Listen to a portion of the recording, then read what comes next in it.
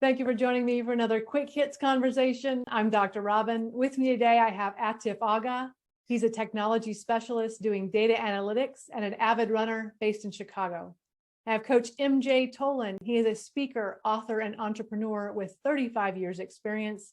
He has lived in 12 countries and is the host of the podcast Mission I'm Possible.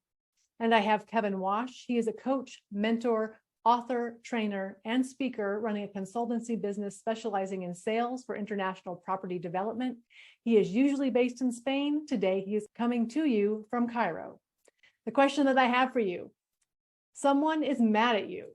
How do you acknowledge your feelings without taking responsibility for them? Kevin, kick us off. Okay, I would say on the prefix that as long as what I've done has neither been offensive or rude, I learned a long time ago that I am not responsible for other people's emotions. And if I give you a classic example of what I mean, if I said, for example, you look very nice today, Robyn, you could take that one of three ways. You could take that as, what does he want? How do I normally look? Or thank you very much. Whichever way you choose to take that is your choice. I'm not responsible. So I abdicate responsibility for people's emotions. So if somebody was mad at me and I hadn't done anything to them, I would acknowledge it, but I wouldn't be bothered by it. Yeah, I think there's a broad spectrum of how whatever you say can be perceived. Is there a trend in you that you're doing repeatedly something wrong? It's again, I think it comes down to developing emotional EQ, intelligence in terms of how you're being perceived. How do you say things to other people? Are you learning from making the same thing with this person again and again? Are you getting better with how do you, and not making them mad? So to the next part of the question, it comes down to my self-esteem and my boundaries. I need to understand, is this something I did wrong? And if I did do, I would take responsibility for it. But otherwise, I would console with them, say, I understand where you're coming from, but I reviewed it. I don't understand what I did wrong. So either you explain it to me or I will have to part ways. We're in a leadership position, so I get the fact that the abdication that Kevin said about I'm not responsible for their emotions. And in a way, of course, I definitely get along with that when it talks about my daughter. But when it comes to people who might be working with me, I might have to feel that way, but still get a little bit more involved because I'm the leader. So I want to help them explore that. I want to be empathetic. I want to take a breath. I want to make sure I'm not offended by their anger and then get them to slow down and kind of break it down, because the last thing I want is to have this happen again.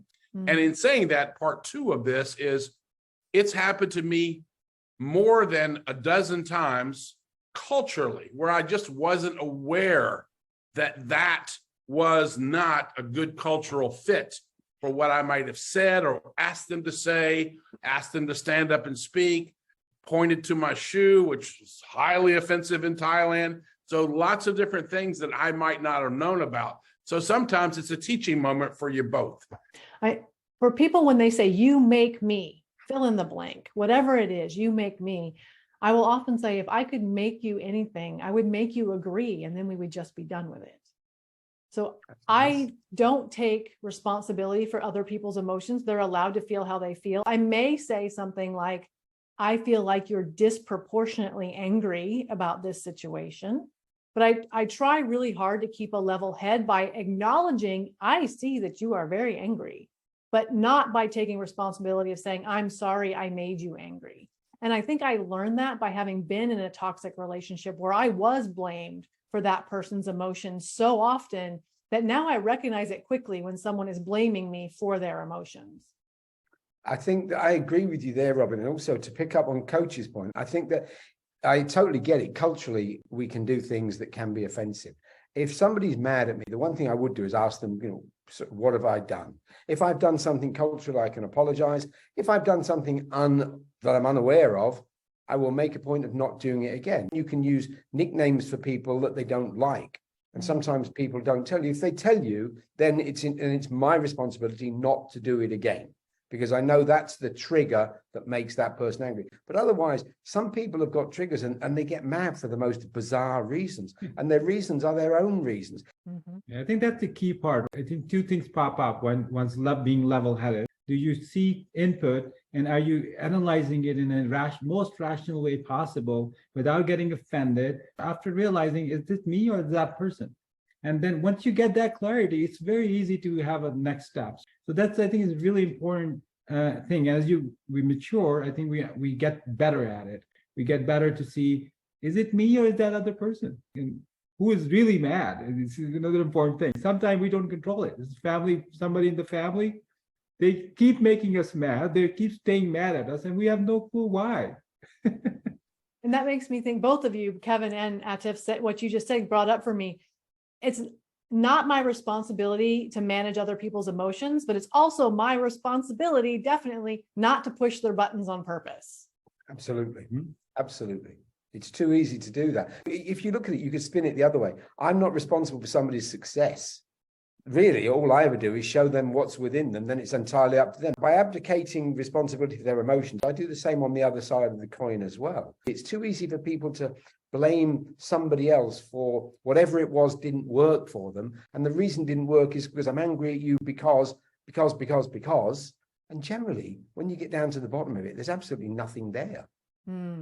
Let's also keep in mind that when the confrontation like that happens, we want to make sure that we can isolate it, contain it, quarantine it, so that it's not a public thing. Give them the privacy to vent, and make sure that we calm things down, keep our voice calm and non-aggressive, so that we can get them into a room and just hear them out. Because sometimes it is triggers that the baggage that they might have been carrying since they were 4. And so somebody didn't pay attention to them, or there's something, and we're not aware of it because we've got 100 other things that we're dealing, because we're the air traffic control tower. We got a lot of things going on. And here we are now micromanaging somebody's tantrum. So we want to make sure that we listen to them, because we don't want it going outside the office back into the pool of people and creating a toxic wave. I think it's really critical to be able to identify where that madness is coming from. That helps us take the next steps. It could be long-rooted, there's nothing much you can do about it, or that person has a temperament issue and there's absolutely nothing you can do about it. But at the same time, if you realize it's something you could have done differently, or you could learn from it, or this is really coming from a good place, well, here, that's an opportunity to understand and learn. It is really easy to trip over other people's emotional baggage that they may not even know is there. Yeah. I was once sat in somebody's property, invited for lunch, and I met their parents for the first time. And the mother was a very charming lady, and the father looked at me as if he wanted to kill me. He obviously hated me from the first second that he saw me. I never even met the guy, and he was genuinely mad at me. When we finally got to the stage of talking to each other, apparently it turned out that his wife's first true love, I was almost the twin of. Oh, no. And that's what it was. So it was absolutely nothing to do with me. It was him. So I think what we're saying is that anytime someone is mad at you, if you're going to acknowledge their anger and kind of get to the root of it, you first have to manage your own emotions. Don't let yourself get on that mad train and go down that track. I think that's essential, Robyn, because if you go in a confrontational mood with someone that's angry at you, it can turn into a very ugly situation. You have to use the mask first before you stop the guy next to you. I think it's that for me. You have to be very careful in terms of how do you react to certain things, and how do you take them, and how does it affect you?